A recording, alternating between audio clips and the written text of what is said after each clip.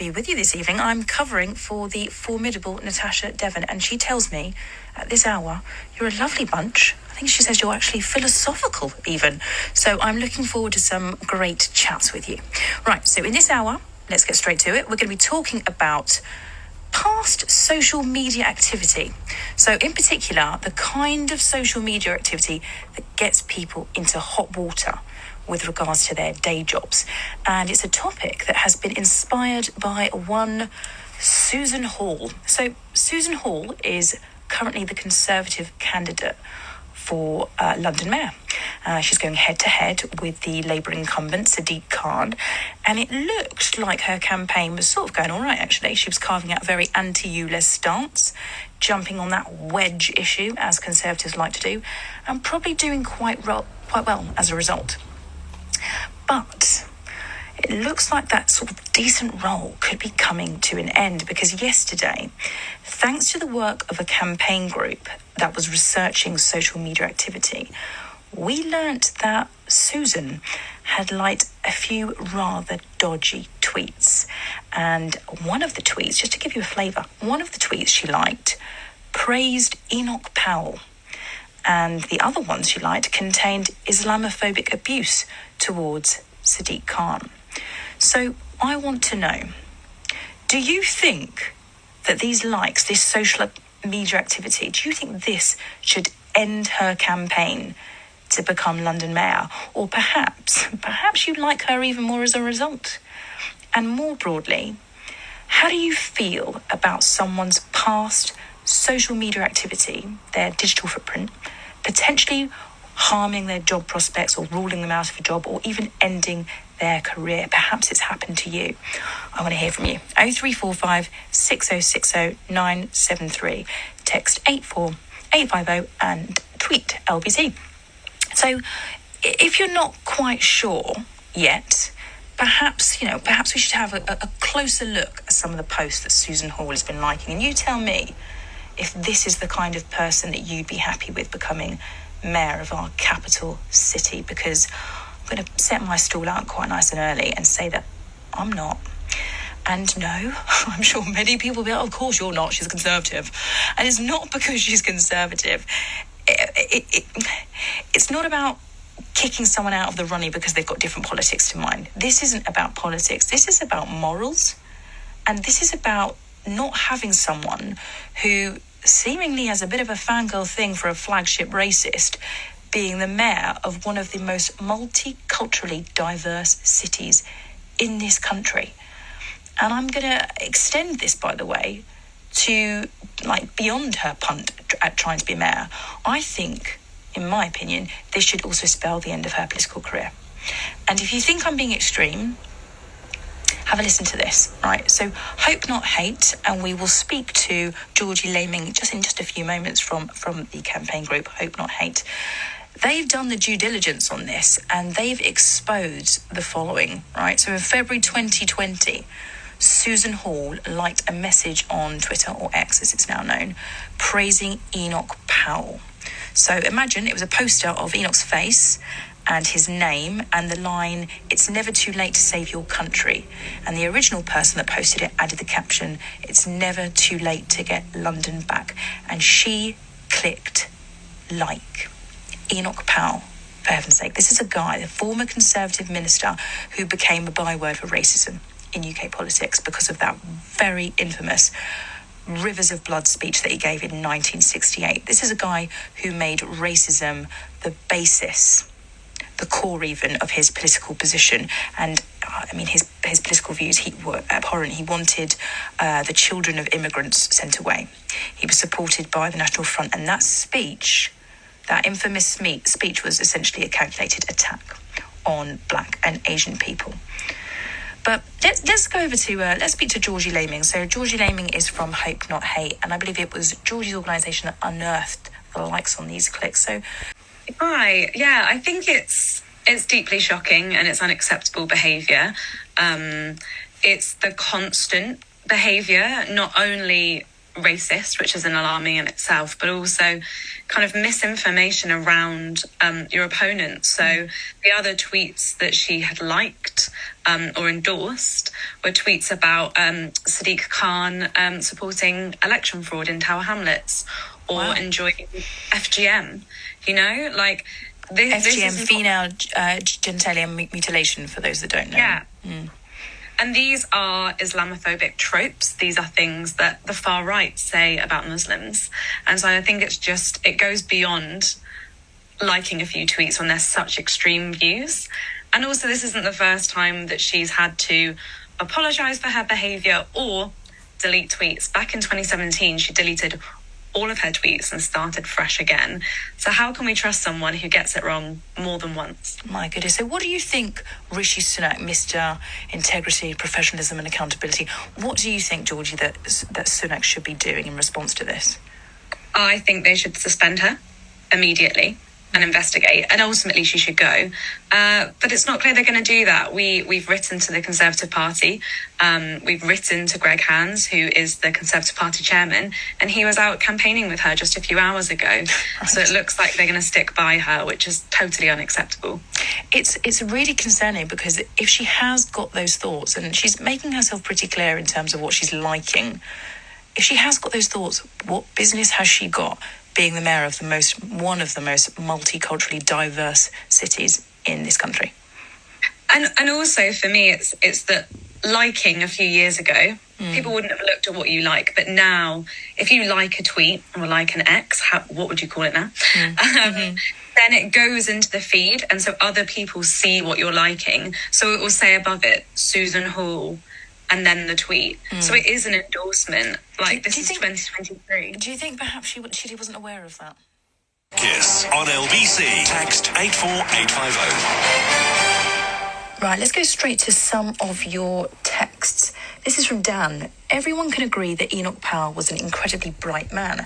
However, because of his rivers of blood speech, he has become synonymous with racism in the UK and used by far right historically to support their cause. Even if Susan Hall wasn't endorsing his very right-wing view, which she was, to believe that she could like Enoch Powell as a candidate to become mayor of an international city like London disqualifies her purely on the basis of stupidity. If she doesn't know enough to protect herself by avoiding looking like a racist, then she's really too naive to hold high office. Interesting points there, Dan. I think Mike on the line is going to have a slightly different one to you. Mike, what do you think? Michael. I've got Mike here, but Michael it is. Hello, Michael. No, well, basically, I'm a supporter of Enoch Powell. I think he was right. A lot of people think he was a racist, but far from it. He befriended a general, I can't think of the guy's name, he was serving in India. Him and Enoch Powell walked into a club in India. I think it was called the Bicular Club. The locals in there said it was just whites only. Him and Enoch Powell left the building and stayed in another hotel. He was very friendly with the Indian people. Loved Enoch Powell. He was far from. There was a lot more to Enoch Powell than what people make out him to be. Did you know him personally, Michael? No, but if you dig deep... No, of course I don't. No, I'm not... Oh, no, but if you dig deep, I believe that... Enoch Powell... You said he was right. You said he was right. So rather than sort of go along with what we know historically and has been accepted as fact, and the rivers of blood speech, and him basically showing us exactly who he was, you've decided to quote to me an obscure story that I don't think many people are aware of, where he went into a club. Let me just find it for you. It's in the Indian Express. I'll just find it for you. While you're finding it, Michael, even if, let's go along with this, and he went into a club and he was lovely to a room full of Indian people, right? Do you think that discounts the fact that he chose to, the whole basis of this man's politics, the core of it was racism. He wanted immigrant children sent away. He had a speech that got him expelled from the Conservative Party, which was a calculated attack on black and Asian people. It had in it the line, Michael, in this country, in 15 or 20 years' time, the black man will have the whip hand over the white man. Can you see that what that was trying to do was to make people fear people of other ethnic minorities? It made racism, it just blew too much energy and too much life into it, and it empowered people who had racist thoughts, and in fact it perpetuated them. Can you not see that he might not be quite the guy you think he is? Saying the black man would have the whip hand over the white man, that's not a very good way of putting it, but basically what he was saying, I mean, if you look at London now, for example, I think there's about 47% white. Going back to the 1960s, it was 98% white. It was a more peaceful place. There wasn't no go areas. Knife crime isn't what it is. Knife crime isn't what it is now. And what is happening, and before anyone sort of labels me a racist, I have been out with black girls and Indian girls. But generally speaking, what's happening is people are coming to this country where crime is rife, and they're bringing their ways with them. What are their ways, Michael? Well, I mean, just to say, for example, if 1,000 people tomorrow arrived on our shores from, say, Singapore, and then another 1,000 people come from maybe St. Lucia or Jamaica, check them on in 10 years' time, which group of people were more likely to have criminal records? There's some groups are more peaceful and law-abiding than others. Like the British in days of empire, where we just stormed into other countries and pillaged and took everything we wanted. And in fact, what are your thoughts on the Commonwealth? All good?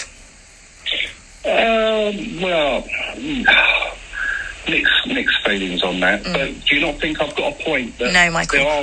There are some groups that are more peaceful than others. Of course there are. But my goodness, do you not remember during the World Cup, we had English fans putting flares up their bottom, creating all kinds of destruction and violence and yobs. So what are you going to say? That us English people, we just go around having garden parties and picnics? No, we don't. There's bad and good in every single group and every single ethnicity. Right, okay. Can you tell me who out in 2022, this is not a right-wing website I've checked, this is gov.co.uk. Which minority group had the highest amount of arrests per 1,000 people throughout England and Wales? Black people, there's 28 people per 1,000 of black people arrested in that time, compared to just 3 per 1,000 Chinese, 11 per 1,000 white people, 14 per 1,000 Pakistani, and I think it was 6 per 1,000 Indians. So why is it that that certain groups are more likely to obey the law and did you say were they arrested? Were they arrested? Well, this is a gov. Yeah, I do worry. Look, I don't dispute that there is good and bad in every race. I do wonder if we've been told now. Again, the government's own website, I'm sure, will show you that the Metropolitan Police, for example, have been found to be institutionally racist as well as other things. So I do wonder if that plays into it, and the fact that they stop and search black individuals far more than they do white. I'm just going to go to another call, Mike, and they've got something to say about your opinions. I want to hear it. Let's hear from you, Eve. What do you think? You know, there's a lot of Mikes out there who will possibly read The Sun, digest The Sun, and then turn around and say, I'm not being racist, I've got black friends. You know, I'm not overtly surprised at what's coming out of his mouth. I mean, this is somebody who will talk about, complain, moan and groan about, immigration and benefit from it. So, and then not really talk about, what, Brits do abroad. He's probably forgotten that, it was a lot of, racism that was thrown at the black players when the black players missed penalties. He probably denied that as well. The usual colonial denier in the sense of what this country did to other countries, the way that this country actually very selective memory on that, isn't it, Eve? You know, I mean, people like Mike, you know, it doesn't. Unfortunately, we're used to people like Mike. You know, look at something one-sided, myopic, but not actually look at the broader picture. Yeah. That's what you've got. That's what you have to deal with people like Mike. When you're pointing out facts, they don't want to hear it. No, it's yeah. It's what I was saying. It's very strange how we had it with Michael. We had it with a previous caller where they can almost, if Enoch Powell said something once upon a time or did something in a club somewhere that was good, then actually immediately he is a good man. All can be forgiven. I just wonder if they're that forgiving in the rest of in the other areas of their life, shall we say, Eve? Well, look, at the end of the day, people can go on about, Enoch Powell, being liked by Indians, and he went to a club and converse with Indians and what have you. That doesn't actually stop him from being racist. That doesn't negate, his speech, what he made in 1968. So, people like Mike, of which there are millions, will go on and on and on about, the fact that he might have had a few black friends here and there, but at the end of the day, it's what was said in public, and that's what people want to try and forget. And as I said, the very same people who moan and groan about immigration have benefited from it for all their lives. So. Agree. I think if you touched upon the fact that, thank you for your call, by the way, that it's just like, why wouldn't you just go on, what he chose, what he sat down, what he wrote a speech on, what he decided to stand up on a platform and be this, a huge speech. Why don't you go on that rather than some obscure moment in some club